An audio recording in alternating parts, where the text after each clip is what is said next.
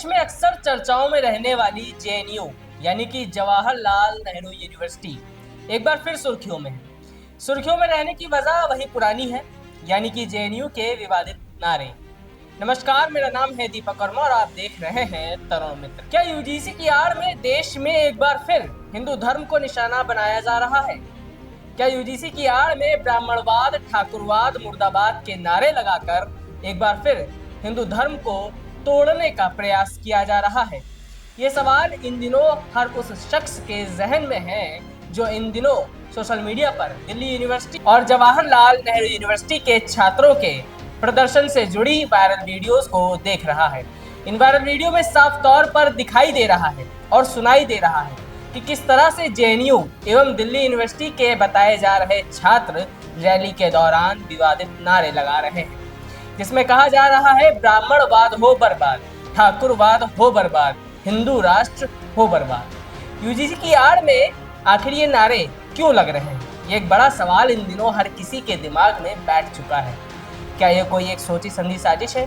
क्या इन प्रदर्शनों को कोई बड़े ही ऑर्गेनाइज्ड तरीके से, योजनाबद्ध तरीके से राजनीतिक हवा दे रहा है? क्योंकि जिस यूजीसी को लेकर के इस तरह के नारे लगाए जा रहे हैं, ब्राह्मणवाद, ठाकुरवाद को गालियां दी जा रही हैं, हिंदू राष्ट्र के बर्बाद होने की दुहाई दी जा रही है, वह यूजीसी कानून तो सुप्रीम कोर्ट के पाले में जा चुका है। यानी कि देश की सर्वोच्च अदालत उस कानून में जरूरी संशोधन करवाने की तैयारी में है, उस कानून को पूरी तरह से सही तरीके से लागू कराने की तैयारी में है।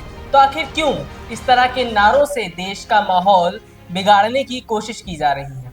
क्या मोदी सरकार की एक गलती, जो कि नए यूजीसी रेगुलेशंस को ला कर की गई थी, उस एक गलती का पूरा फायदा उठाने का इस देश का वो तमगा कोशिश कर रहा है जो देश में हिंदू धर्म को एकजुट नहीं होने देना चाहता? ये सवाल इसलिए उठ रहे हैं क्योंकि इन मुर्दाबाद के नारों की कोई जरूरत नहीं है। जब देश की सर्वोच्च अदालत के पाले में यह कानून जा चुका है, वो इसमें सुधार करने की पूरे सिस्टमैटिक तरीके से कोशिश कर रही है, तो आखिर इस मुद्दे को इतना क्यों बढ़ाया जा रहा है? क्यों जेएनयू की प्रेसिडेंट ब्राह्मणवाद से आजादी के नारे लगाती नजर आ रही है और कन्हैया कुमार ढफली बजाते हुए नजर आ रहे हैं? क्यों जो छात्र कॉलेज यूनिवर्सिटी पढ़ने गए थे वो कोर्ट में विचाराधीन इस मुद्दे को लेकर एक माहौल बनाने की कोशिश करते नजर आ रहे हैं, आपस में भिड़ते नजर आ रहे हैं? सवाल ये कि आखिर इन प्रदर्शनों को पर्दे के पीछे कौन प्रायोजित कर रहा है? डीयू और खास करके जेएनयू की नीयत पर सवाल इसलिए भी उठते हैं क्योंकि ये वही लोग हैं जहां से कभी टुकड़े टुकड़े गैंग का पर्दाफाश हुआ था। यहाँ वही कन्हैया कुमार नजर आ रहे हैं। ये वही कॉलेज है जहां कभी अफजल गुरु के समर्थन में नारे लगे थे। ये उन्हीं यूनिवर्सिटी के छात्र हैं जो कुछ महीनों पहले दिल्ली में नक्सलवादी हिडमा के समर्थन में पोस्टर लहराते नजर आए थे, नारे लगाते दिखाई दिए थे।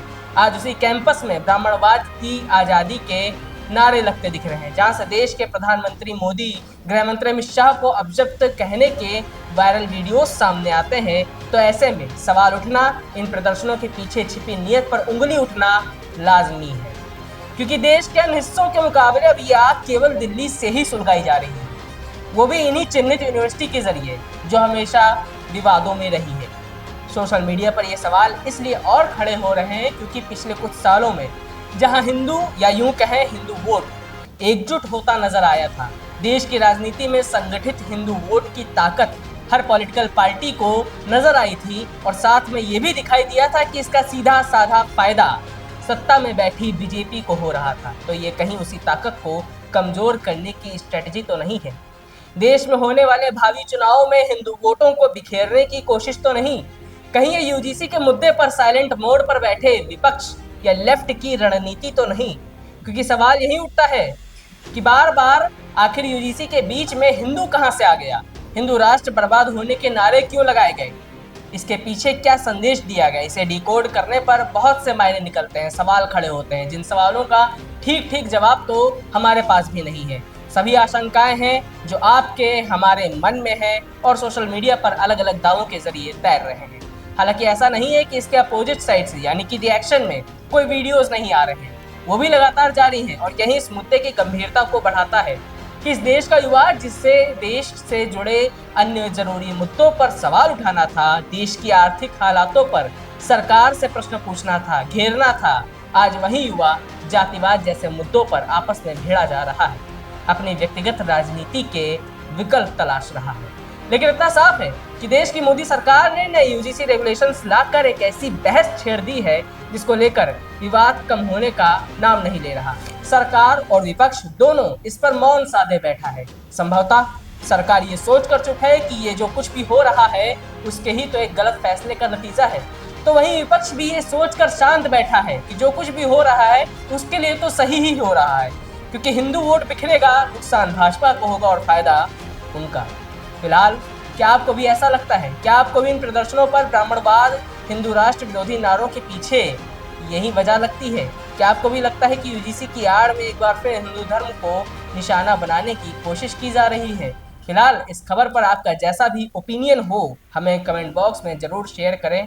मिलेंगे अगली खबर में, तब तक देखते रहिए तरुण मित्र। नमस्कार।